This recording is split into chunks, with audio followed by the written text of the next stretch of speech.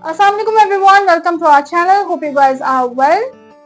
Now from today we are continuing our advanced fashion designing course, and today we are going to discuss about how to design your fashion collections or how to make your fashion collection.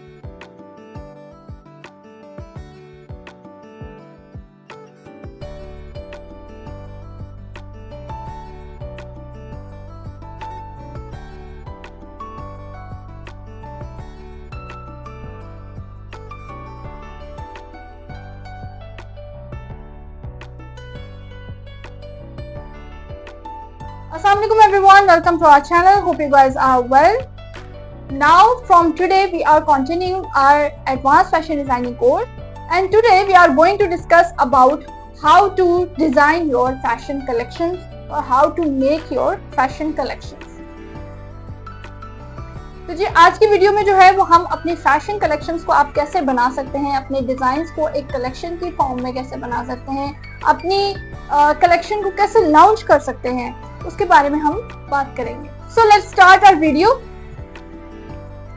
तो जी हम अपने fashion designing के course में सो फार designing के बहुत सारे principles, बहुत सारे एलिमेंट्स, बहुत सारी रूल्स को, बहुत सारे एस्पेक्ट्स को जो है वो कवर अप कर चुके हैं, बहुत सारे टॉपिक्स को कवर अप कर चुके हैं. और अब ये बारी आ गई है कि हम जो है अब देखें कि हम अपनी कलेक्शंस को कैसे बना सकते हैं. आपके एक्सपीरियंस पर जो बड़े बड़े ब्रांड्स के कलेक्शंस आती हैं, डिजाइन आते हैं, ईद कलेक्शंस आ रही हैं, समर कलेक्शन आ रही है, विंटर कलेक्शन आ रही है, तो ये कलेक्शंस बनती किस तरह है, इनका प्रोसेस क्या होता है, किस किस प्रोसेस से गुजर के ये आपके सामने इस तरह से फाइनल लुक आती है.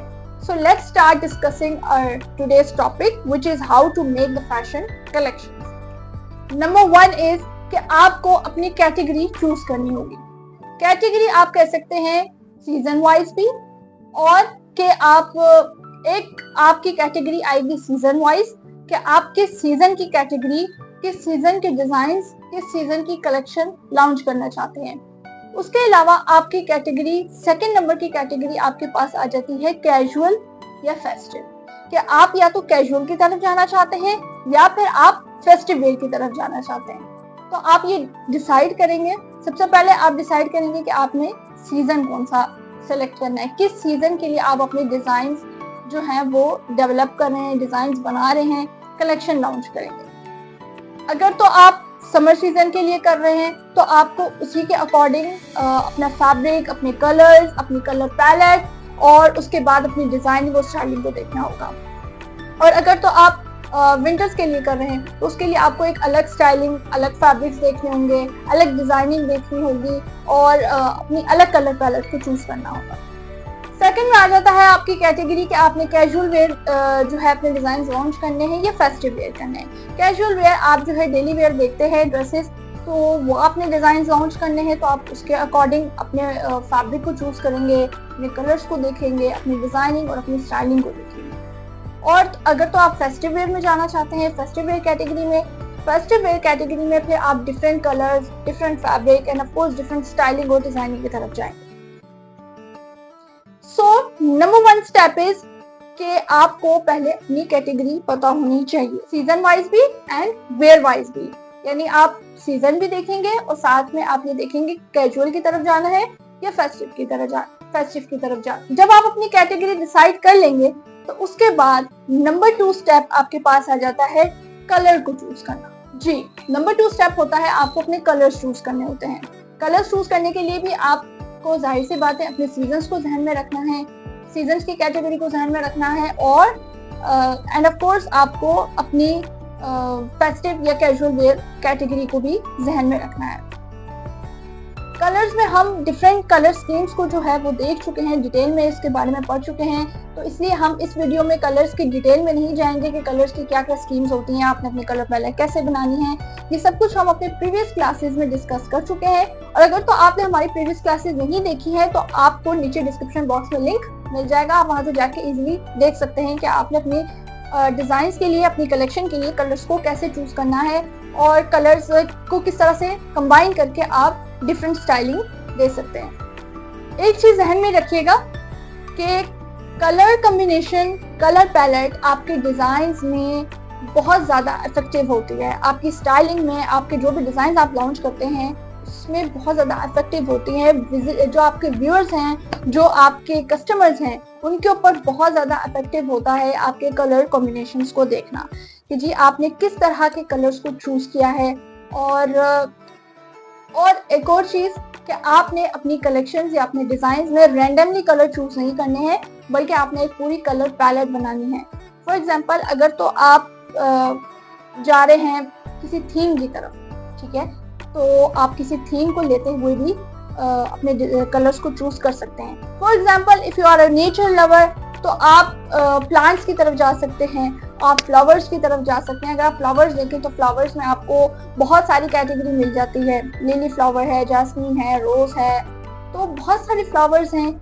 आप फ्लावर की थीम्स की तरफ जाते हैं, नेचर थीम की तरफ जाते हैं, तो आपको अपनी कलर पैलेट उसी हिसाब से बनानी होगी। कलर चूज करने के बाद जो आपके पास सेकंड चीज आ जाती है वो होती है आपके फैब्रिक सिलेक्शन। जी, अभी हम यहाँ पर फैब्रिक सोर्सिंग की बात नहीं कर रहे हैं, फैब्रिक सिलेक्शन की बात कर रहे हैं।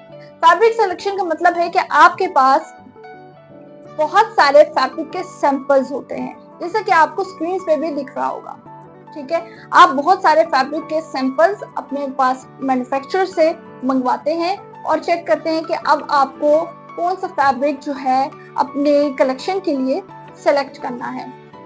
फैब्रिक सेलेक्ट करने के लिए भी आपको सीजन और साथ ही अपनी फेस्टिव या कैजुअल वेयर की कैटेगरी को जहन में रखना होता है, क्योंकि अगर तो आप फैब्रिक सेलेक्ट करने के लिए अगर आप सीजन्स में जाएं तो सीजन्स में आपके पास समर और विंटर्स होते हैं, ठीक है। मोस्टली जो कलेक्शंस लॉन्च होती हैं वो होती है summer collections and winter collections.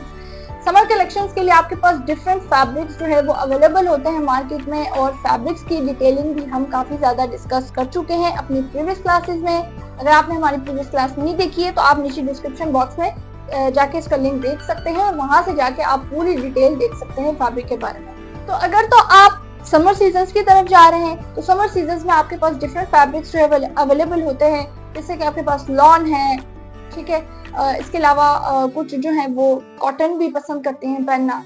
इसके अलावा और डिफरेंट फैब्रिक्स भी अवेलेबल हैं सीजन्स के हिसाब से, कि अगर आप समर सीजन की तरफ जा रहे हैं तो आपको कौन से जो है वो फैब्रिक यूज करने चाहिए।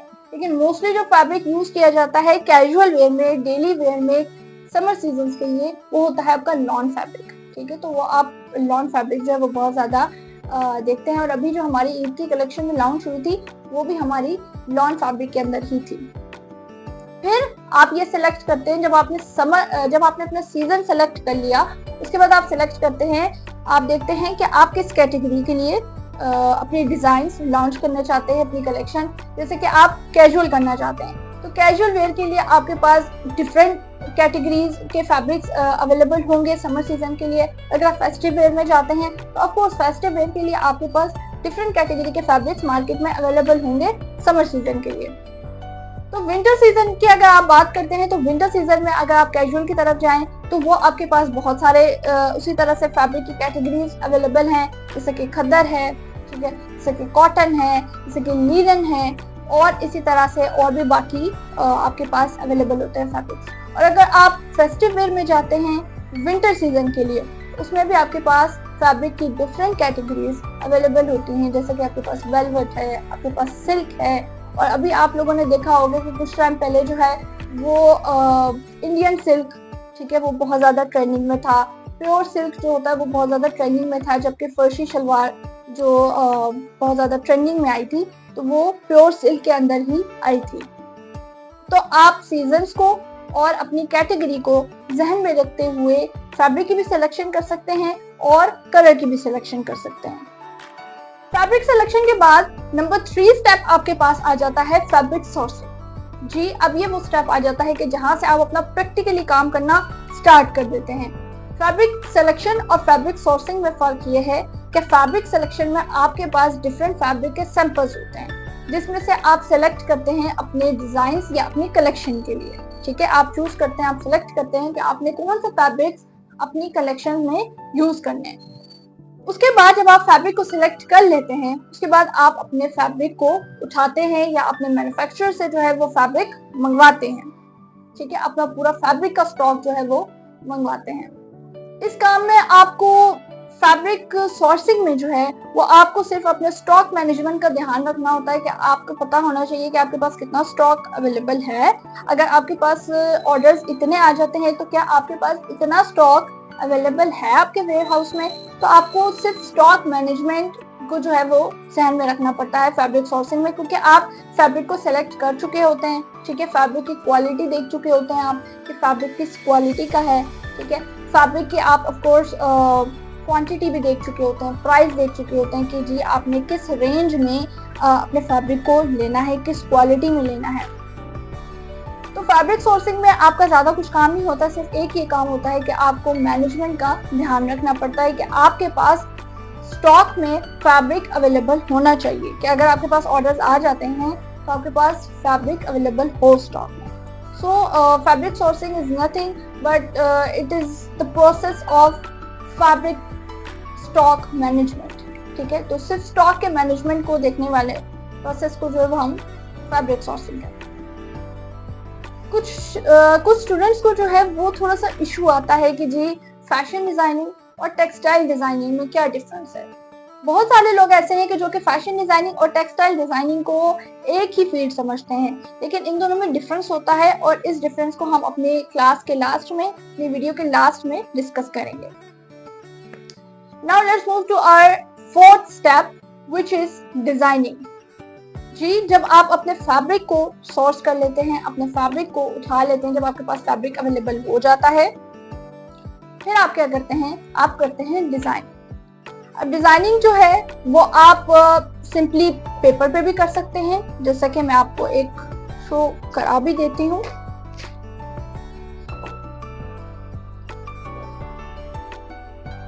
ये अगर आप लोगों को सही तरह से दिख रहा हो, ठीक है।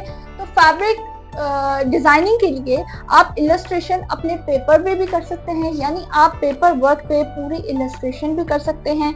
इसके अलावा एक और इलस्ट्रेशन करने का तरीका जो होता है, अगर मैं आप लोगों को दिखा सकूं,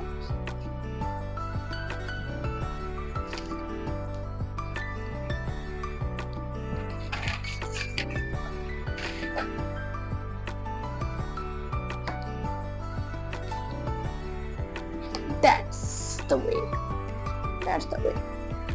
एक तो भी मैंने आपको मेथड दिखाया कि इलस्ट्रेशन जो है आप वो पूरी इलस्ट्रेट करके अपने डिजाइन को पूरा इलस्ट्रेट करते हैं। सबसे पहले आप अपने दिमाग में अपनी एक इमेज, विजुअली एक इमेज ड्रॉ कर लेते हैं कि आपको अपना डिजाइन कैसा चाहिए।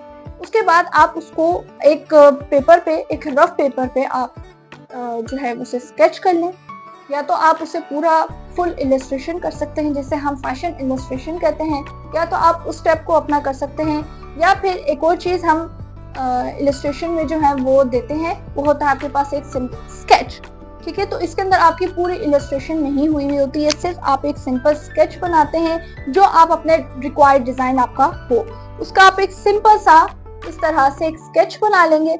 स्केच बनाने के बाद आप साथ ही साथ डिटेल्स ऐड करते रहेंगे, जैसे कि फॉर एग्जांपल अगर इसका जो नेक लाइन है वो हमने राउंड देना है तो हम साथ ही स्टेटमेंट उसकी लिख देंगे राउंड नेक लाइन। अगर हमने इसके ट्राउजर जो है वो पेन ट्राउजर देना है, ठीक है, बॉक्स ट्राउजर आजकल बहुत ज्यादा ट्रेंडिंग में, तो आप इस तरह से उसकी स्टेटमेंट्स ऐड करते जाएंगे कि जी ये इसके अंदर चीजें ऐड हैं, ये एसेसरीज ऐड हैं, ये डिजाइनिंग हमने ऐड की है। फिर यहाँ पर हमने कटवर्क ऐड किया तो हमने कटवर्क बना के और साथ में मेंशन कर दिया कि ये कटवर्क है। और इसके अलावा छोटी सी छोटी डिटेल भी आपको इसमें ऐड करनी पड़ती है कि अगर आप कटवर्क का डिजाइन दे रहे हैं तो कटवर्क आपके पास बहुत स्मॉल साइज में भी होते हैं, एक मीडियम साइज में होते हैं और एक लार्ज साइज में होते हैं। तो अब आप कटवर्क कौन से साइज में चाह रहे हैं तो आपने वो भी मेंशन करना होगा। फिर उसके अलावा अगर आप कोई बटन्स दे रहे हैं, कोई पर्ल्स दे रहे हैं, मोटिव दे रहे हैं कोई, तो वो आपको मेंशन करना होगा कि आप बटन्स अगर दे रहे हैं या कोई मोटिव दे रहे हैं तो वो किस साइज में हो और कितनी उसकी क्वांटिटी हो। यानी अगर आप पूरी रो लगाना चाह रहे हैं तो आप उस रो के अंदर 10 बटन्स हो, 10 मोटिव्स हो, 20 हो, 5 हो, कितने हो, तो वो आप ईच एंड एवरी डिटेल जो है वो मेंशन कर देते हैं अपने स्केच के साथ, और अपना जो आपके साथ वर्कर्स हैं आप उनको अपने प्रोडक्शन डिपार्टमेंट में जाके आप ये प्रोवाइड कर सकते हैं। तो दूसरा तरीका तो आपके पास ये होता है। और तीसरा तरीका जो है वो आजकल बहुत ज्यादा ट्रेंडिंग में है, वो होता है डिजिटल इलस्ट्रेशन। डिजिटल इलस्ट्रेशन जो है वो आपके पास एक आईपैड हो, जरूरी नहीं है कि अगर आपके पास आईपैड ही है आप उसी के ऊपर करेंगे, कंप्यूटर है, लैपटॉप है। अगर कंप्यूटर लैपटॉप भी नहीं है तो इवन कि आप अपने फोन पे, आप अपने मोबाइल फोन के ऊपर जो है आप डिजिटल इलस्ट्रेशन कर सकते हैं। डिजिटल इलस्ट्रेशन के लिए आपके पास बहुत सारी एप्स अवेलेबल होती हैं, बहुत सारे सॉफ्टवेयर अवेलेबल होते हैं। अगर हम एप्स की बात करें तो एप्स के अंदर आपके पास मैंने पहले भी इस चीज के बारे में डिस्कस किया था। एप्स में आपके पास आ जाती है एक मोस्ट पॉपुलर ऐप है स्केचबुक, ठीक है, जो कि गूगल स्टोर के ऊपर आपको अवेलेबल होगी। आप वहां से जाके उसे डाउनलोड करें, उसे यूज करें और आप उस पर भी अपनी डिजिटल इलस्ट्रेशन बना सकते हैं। अब कुछ स्टूडेंट्स को जो है वो इशू हुआ था कि हम डिजिटल इलस्ट्रेशन करें कैसे। अब पेपर वर्क तो हमने करना सीख लिया कि पेपर पे आप अपनी फैशन इलस्ट्रेशन कैसे कर सकते हैं, स्केच कैसे बना सकते हैं, क्रॉकीज बनाना एंड देन उसको फ्लैश आउट करना और उसको एक ह्यूमन फिगर ड्रॉ करके अपना पूरा डिजाइन उसके ऊपर स्केच करना। लेकिन जो डिजिटल इलस्ट्रेशन है उसमें बहुत सारे स्टूडेंट्स को जो है वो इशू आ जाता है कि जी डिजिटल इलस्ट्रेशन हम कैसे करें, ये कैसे पॉसिबल है। तो इस चीज़ के लिए अपने स्टूडेंट्स की इस मुश्किल और इस कंफ्यूजन को देखते हुए हम लोगों ने प्लान किया है कि इंशाल्लाह आने वाले कुछ टाइम के अंदर हम एक पूरा कोर्स आप सबके लिए लॉन्च करेंगे जो कि पूरा डिजिटल इलस्ट्रेशन पे ही होगा। उसके अंदर आपको सारा कुछ बताया जाएगा कि आप कौन सी ऐप यूज कर सकते हैं, आप कौन सा सॉफ्टवेयर यूज कर सकते हैं, ठीक है। उसके अलावा आप उसके ऊपर किस तरह से अपना पहले क्रॉकीज बनाएंगे, फिर उसके बाद उसको फ्लैश आउट करेंगे, उसको ह्यूमन फिगर में बदलेंगे, फिर उसके ऊपर अपना डिजाइन कैसे बना सकते हैं। तो पूरा कोर्स जो है वो इंशाल्लाह हम अपने आने वाले कुछ टाइम के अंदर आप सबके लिए लॉन्च करेंगे। जी, जब आप अपना स्केच बना लेते हैं या आपने इलस्ट्रेशन बना ली, चाहे वो फैशन इलस्ट्रेशन आप पेपर पे बनाएं या डिजिटल इलस्ट्रेशन करें, उसके बाद उस स्केच के साथ साथ, उस इलस्ट्रेशन के साथ साथ आप एक अपना रफ पेज जो है वो बना लें जिसमें आप अपने फैब्रिक की डिटेल दे देंगे, ठीक है, कि आपने कौन सा फैब्रिक यूज किया है। उसके अलावा आप अपने पूरी यानी फैब्रिक की डिटेल दे देंगे कि आपने कौन कौन सा फैब्रिक यूज किया है, किस चीज के लिए कौन सा फैब्रिक यूज किया है। क्योंकि जब आप कलेक्शन बनाते हैं, एक डिजाइन को बनाने के लिए आपका डिफरेंट तरीका होता है, लेकिन अगर आप बहुत सारे डिजाइन्स का एक कलेक्शन बना रहे हैं तो उसके लिए आपको मेंशन करना पड़ता है कि आपने कौन सा फैब्रिक किस वाले डिजाइन के लिए यूज किया है, ठीक है, कौन सा कलर किस डिजाइन के लिए यूज किया है। सारी डिटेल आप अपनी एक पेज पे, एक रफ पेज आप बना लें बेशक, और वो आप डिटेल जो है वो अलग से लिखकर और साइज लिख के साथ में कि आपने क्या साइजेस बनवाने हैं। फॉर एग्जांपल अगर आपने स्मॉल, मीडियम, लार्ज बनवाना है तो अगर आपने 3 के सेट्स बनवाने, ठीक है, यानी स्मॉल, मीडियम, लार्ज, 3 साइजेस के सेट्स बनवाने हैं एक एक डिजाइन के, तो आप क्या करेंगे कि आप साइज मेंशन कर देंगे कि आपका जो साइज चार्ट होगा, आपका एक ब्रांड का साइज चार्ट होगा, ठीक है। आप अगर आपका ब्रांड नहीं है, आप वैसे ही एक फ्रीलांसर के तौर पर काम कर रहे हैं, तो फिर आपको आप क्या करेंगे कि साइज चार्ट खुद से बनाएंगे, ठीक है। या फिर आप अगर तो किसी का काम कर रहे हैं, किसी के लिए डिजाइन कर रहे हैं, तो उनका साइज आपको रिक्वायर्ड होगा, उनका साइज क्या है वो उसको नजर में रखते हुए आप अपनी डिजाइनिंग को करेंगे, ठीक है। लेकिन अगर आप फॉर लोकल पब्लिक कर रहे हैं, जैसे अगर मैं अपनी बात करूं, हम कोर्स ब्रांड का काम करते हैं, हम अपने ब्रांड के लिए करते हैं डिजाइनिंग, तो फिर आप अपना एक साइज चार्ट बनाएंगे और उस साइज चार्ट के अकॉर्डिंग आप अपने साइजेस को मैनेज करेंगे, साइजेस की अपनी मेजरमेंट्स अपने प्रोडक्शन डिपार्टमेंट में देंगे। तो क्या करना है आपने कि आपने एक स्केच बना लिया, या आप एक फैशन स्केच बना लें, फैशन इलस्ट्रेशन कर लें, एक ही बात है। उसके साथ आप एक अपना डिटेल पेज देंगे, एक डिटेल फॉर्म देंगे जिसके अंदर आपके फैब्रिक की डिटेल होगी, आपकी कलर की डिटेल होगी, आपकी डिजाइनिंग की पूरी डिटेल होगी, ठीक है। आपने कलर्स क्यों चूज किए, क्या थीम को जहन में रखते हुए, क्या थीम के ऊपर आपने वर्किंग की है, उसके अलावा क्या कलर पैलेट है आपकी, ठीक है। उसके अलावा लास्ट पे आप देंगे साइज कि जी हमने जो अगर फॉर एग्जांपल स्मॉल का साइज क्या रखना है, मीडियम का साइज क्या रखना है, लार्ज का साइज क्या रखना है, तो आपने सारी मेजरमेंट्स पूरा साइज चार्ट उनको प्रोवाइड करना है। डिजाइनिंग के बाद जो है वो आपके पास आ जाता है, जो आपका प्रोसेस आ जाता है वो आपका होता है कटिंग का। सबसे पहले आप कटिंग करते हैं, मार्किंग करते हैं, कटिंग करते हैं, स्टिचिंग करते हैं। अब कटिंग के अंदर आप जब डिजाइनिंग करते हैं, पूरा आपने डिजाइन डेवलप करना होता है, तो उसके लिए आप 2 तरीके यूज कर सकते हैं, 3 तरीके बल्कि आप यूज कर सकते हैं। फर्स्ट मेथड जो होता है वो आपका होता है पैटर्न मेकिंग के जरिए। आप पैटर्न मेकिंग के जरिए आप अपनी मेजरमेंट्स को लेके, ठीक है, कटिंग कर सकते हैं और उसके बाद उसको बाद में स्टिच कर सकते हैं। दूसरा मेथड आपके पास आ जाता है ड्रेपिंग का, जो कि हम अपने प्रीवियस क्लासेस में भी देख चुके हैं। आप अपने मैनिक्विन पे ड्रेप करके अपने डिजाइन को जो है वो बना सकते हैं। उसके अलावा जो थर्ड आ जाता है वो आता है आपका डायरेक्टली, ठीक है, यानी आपने डायरेक्टली फैब्रिक पर मार्किंग करी है, ठीक है, आपने कोई पैटर्न मेकिंग का काम नहीं किया, आपने डायरेक्टली फैब्रिक पर मार्किंग करी है और आपने उसके अंदर कटिंग कर दी है। तो ये जो डायरेक्टली करने वाला काम होता है, ये जब का होता है जब आप एक्सपर्ट हो चुके होते हैं, ठीक है, जब आपको पता होता है कि यार मैंने यहाँ पर मेरे से कोई गलती नहीं होगी। जब आपका जो मास्टर है या आपका जो टेलर है उसे पता हो कि यार मैंने यहाँ पर गलती नहीं करनी, या अगर आप खुद भी स्टिचिंग कर रहे हैं, खुद उस चीज को स्टिच कर रहे हैं, कट कर रहे हैं, तो आपको पता है यार मैंने यहाँ पर गलती नहीं करनी, ठीक है, तो आप उसको डायरेक्टली जो डायरेक्ट मेथड है आप वो यूज कर सकते हैं।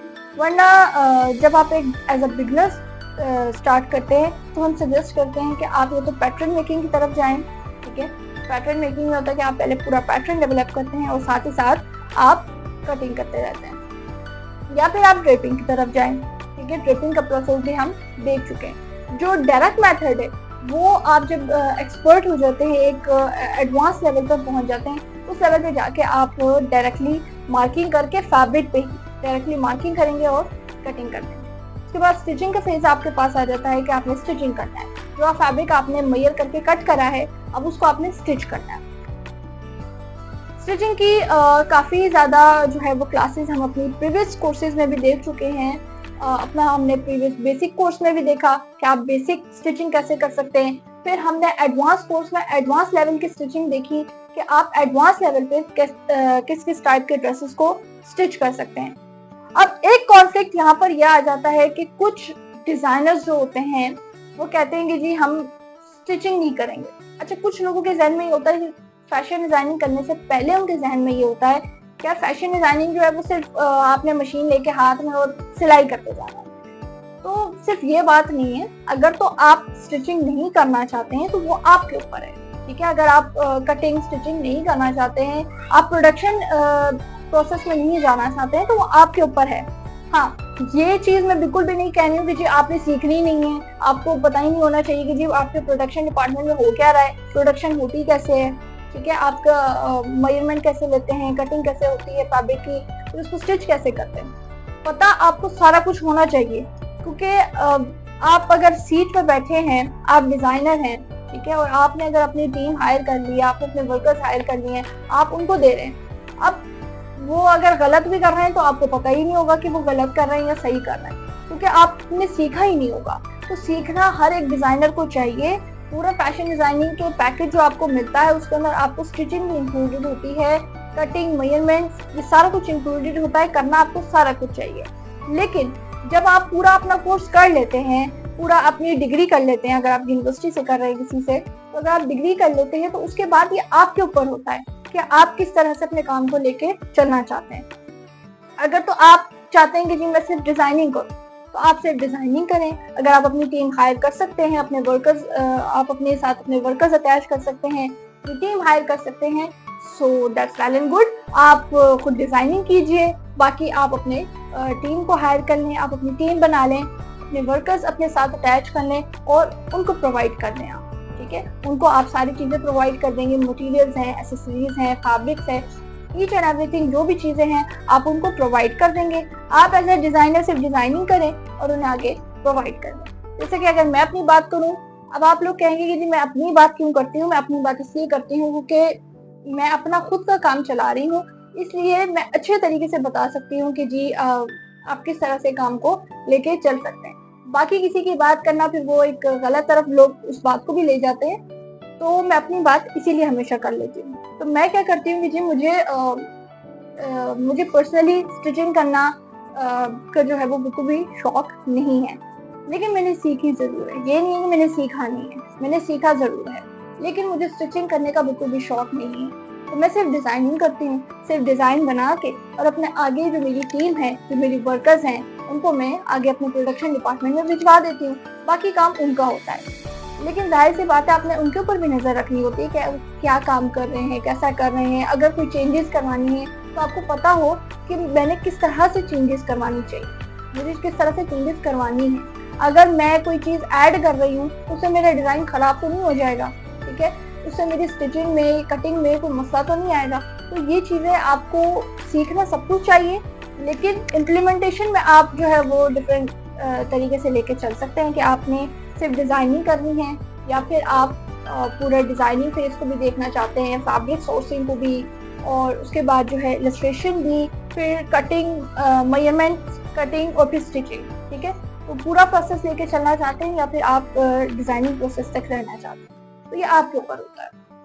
बहुत सारे ऐसे डिज़ाइनर्स हैं जो खुद स्टिचिंग नहीं करते हैं, ठीक है, वो सिर्फ डिज़ाइनिंग करते हैं और आगे जो उनका स्टिचिंग होती है वो उनके प्रोडक्शन डिपार्टमेंट में उनके जितने भी वर्कर्स हैं, उनकी जितनी भी टीम है वो काम करती है। और इसी तरह से हमारे ब्रांड का भी है। हम 2 डिज़ाइनर्स हैं, मैं होती हूँ, मेरी मॉम होती हैं, हम दोनों डिज़ाइनर्स हैं, हम दोनों सिर्फ डिज़ाइनिंग करते हैं, ठीक है। बाकी काम जो होता है वो हमारे ही वर्कर्स का होता है। यहाँ तक तो हम आ चुके हैं। हमने अपना सेकंड लास्ट स्टेज भी देख लिया कि आपने स्टिचिंग करनी है, स्टिचिंग कैसे करनी है। स्टिचिंग नहीं भी करना चाहते आप तो आपके पास एक ऑप्शन होता है कि आप अपनी टीम हायर कर लें, अपने वर्कर्स अटैच कर लें और उनको आप अपनी सारी चीज़ें प्रोवाइड कर सकते हैं, उनके साथ सारी डिटेल शेयर कर लें, अपनी एक टीम बना लें। लास्ट स्टेज हमारे पास आ जाता है फिनिशिंग का। ये लास्ट स्टेज जो है ये सिर्फ आपकी कह सकते हैं कि आपने जो अपनी डिज़ाइनिंग या अपनी कलेक्शन लॉन्च करनी है उसका लास्ट स्टेज होता है। इसके अलावा भी और स्टेजेस होते हैं और लेवल्स होते हैं जिनको भी हम आगे डिस्कस करते हैं। लास्ट स्टेज जो आपके पास आ जाता है आपके कलेक्शन बनाने के अंदर, how to make your collections, how to make your designs, हम इसकी बात कर रहे थे। तो उसके अंदर आपका लास्ट स्टेज आ जाता है फिनिशिंग का। जब आपके पास आपका ड्रेस जो आपने डिज़ाइन बनाया है वो आपके पास स्टिच होके आ जाता है, आपके पास एक फाइनल आउटपुट आ जाता है। फाइनल आउटपुट को देखते हुए फाइनल रिजल्ट जब आपके पास आता है उसको जब आप देखते हैं तो अगर आपने कोई चेंजेस करवानी है, ठीक है, तो आप उसकी पूरी मेजरमेंट्स चेक करते हैं। उसके अंदर फिनिशिंग होती है। फिनिशिंग यानी अगर आपने कोई पैच वर्क देना है, ठीक है, अगर कोई मोटिव देना है, कोई बटन अटैच करने, तो वो लास्ट पे जाके होता है, स्टिचिंग के बाद होता है।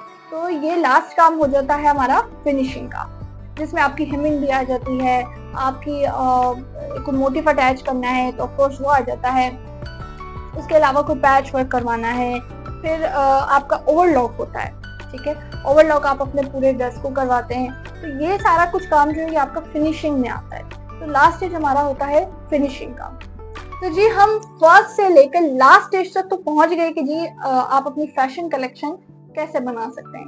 यहाँ पर सिर्फ एक डिज़ाइन की बात नहीं हुई बल्कि हमने डिज़ाइन के एक पूरे कलेक्शन की बात की है कि आप अपने पूरे तमाम मुख्तलिफ यानी डिफरेंट डिज़ाइंस को कंबाइन करके एक कलेक्शन कैसे बना सकते हैं, ठीक है। इसके बाद वाले जो स्टेजेस मैंने आपसे अभी कहा था कि हम डिस्कस करेंगे, जब फिनिशिंग हो जाती है आपके पास फाइनल आउटपुट आ जाता है, फाइनल रिजल्ट आपके पास ड्रेस जो है वो आपके पास आ जाता है, आपका रिक्वायर्ड डिज़ाइन आ जाता है। उसके बाद आपके पास आ जाता है आपका, जब आपने लॉन्चिंग करनी है तो ऑफकोर्स लॉन्चिंग आपने इसी तरह तो नहीं आप कर देंगे, उसकी आपने फोटोग्राफी करनी है, प्रोडक्ट फोटोग्राफी होगी आपकी, ठीक है। अगर तो आप कोई मॉडल हायर कर रहे हैं, मैं ये नहीं कहती हूँ कि आप लाजमी तौर पर मॉडल हायर करें और मॉडल के ऊपर ही करें। अगर तो आप मॉडल हायर नहीं कर सकते हैं, आप इस चीज़ में अभी अफोर्ड नहीं कर सकते हैं, तो इस चीज़ में कोई परेशानी वाली बात नहीं है।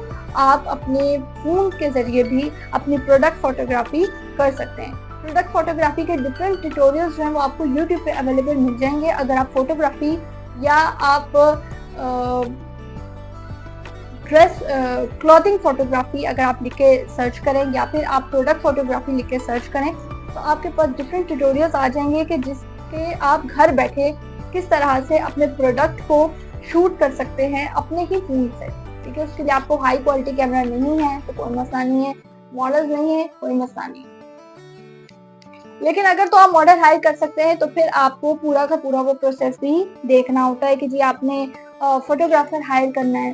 ठीक है, शूट की थीम क्या होनी चाहिए, ठीक है, शूट की लोकेशन क्या होनी चाहिए, फोटोग्राफर आप जो है फोटोग्राफर से बात करेंगे, आप मॉडल कौन सी सेलेक्ट करते हैं अपने कलेक्शन के लिए, मॉडल से बात करेंगे, मॉडल के साथ कोलैबोरेट करेंगे, मॉडल का शूट होगा, मॉडल को शूट होने के बाद जो है आप अपने फाइनल डिजाइन जो है या अपनी फाइनल कलेक्शन जो है वो लॉन्च करेंगे। उसके लिए आप सोशल मीडिया पे भी लॉन्चिंग कर सकते हैं। अगर तो आप एक स्टार्टअप है तो फिर आप सोशल मीडिया पे लॉन्चिंग करें। और जब थोड़ा थोड़ा सा आपका काम जब स्टार्ट हो जाता है तो आप अपनी एक वेबसाइट डेवलप कर लें। वेबसाइट डेवलप करने के लिए आप कोई डेवलपर भी हायर कर सकते हैं। मुझे काफ़ी वेब डेवलपर्स का जो है वो काफ़ी ज़्यादा डीएम्स आए, काफ़ी ज़्यादा मैसेजेस मुझे जो है हमें रिसीव हुए कि अगर आपको वेबसाइट डेवलप करवानी है अपनी आपके ब्रांड की वेबसाइट में अगर आपने डेवलप करवानी है तो हमसे कांटेक्ट कर लें ऑल दैट। तो बहुत सारे हमें डीएम्स जो है रिसीव हुए थे, लेकिन हमने अभी तक किसी भी वेब डेवलपर को हायर नहीं किया था अपनी वेबसाइट डेवलप करवाने के लिए, क्योंकि मैं खुद जो है वो अपनी वेबसाइट को डेवलप करना चाह रही थी और हमारी वेबसाइट जो है उस पर हमने वर्किंग स्टार्ट या ये कहूँ कि मैंने हमारी जो वेबसाइट है उस पर मैंने वर्किंग स्टार्ट कर दी है। तो इंशाल्लाह आने वाले कुछ टाइम में हम अपनी वेबसाइट को भी लॉन्च करेंगे जो कि एस कलेक्शन इस्लामाबाद की ऑफिशियल वेबसाइट होगी।